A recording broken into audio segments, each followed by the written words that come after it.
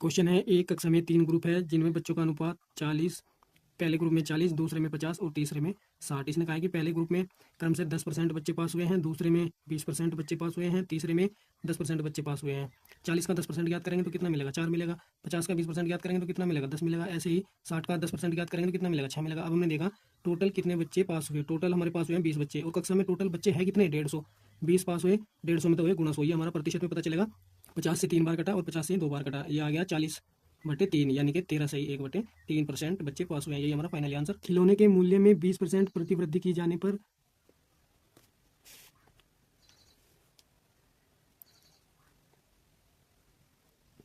बिक्री जो है 15% कम हो गई। इसके लिए एक फॉर्मूला होता है x + y + xy/100।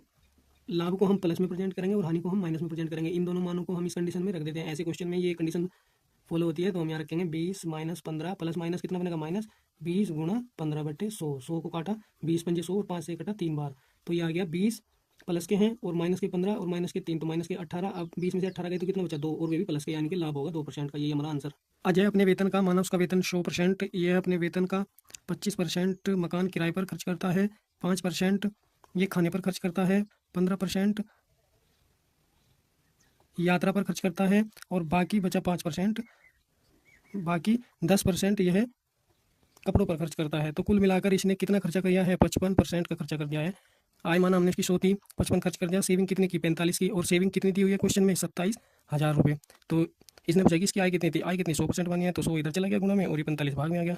9 से काटा 9 पंजे 45, 9 तिया 27। अब 5 से इसको काटा, ये कटा 60 बार, तो ये आ गया 60 × 100, यानी कि 60,000 उसकी तनख्वाह थी। राम अपनी आय का, माना उसकी आय 100 है, 100 रुपये है, वह अपनी आय का 20% घरेलू खर्च में करता है, तो बचाता कितने हैं? 80% बचाया।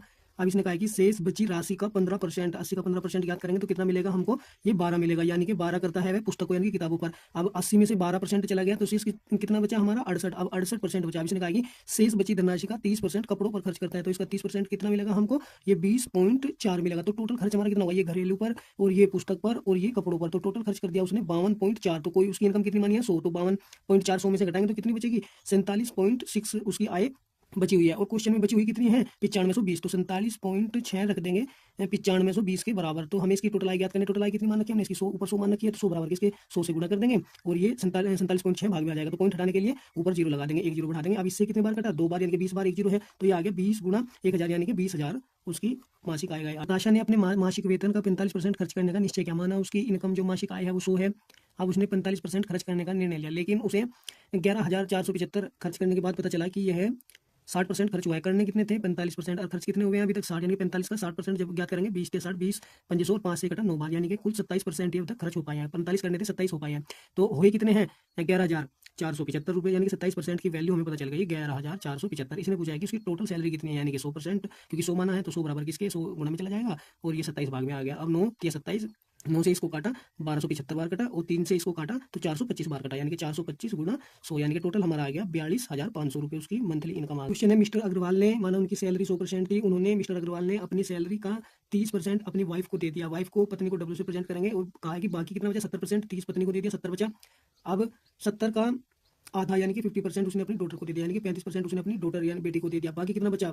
70 बचा हुआ था, आधा डॉटर को दे दिया, तो कितना बचा? आधा 35% बचा हुआ है। अब ये 5 पुत्रों में बांटा है, तो एक पुत्र के हिस्से में कितना है? 7%। 5 से 7 बार कटा तो 7% है। एक पुत्र का हिस्सा क्वेश्चन में है कितना? 14,000 रुपये। तो 1% की वैल्यू यहाँ से पता चल गई 2,000 रुपये के बराबर है। अब इसने पूछा है कि इनकी टोटल सैलरी कितनी थी? टोटल कितनी? 100, तो 100 बराबर किसकी? यानी कि टोटल हमारा ये 2 लाख रुपये उनकी फाइनली सैलरी प्राप्त हो गई। ये 2 लाख रुपये हमारा फाइनली आंसर।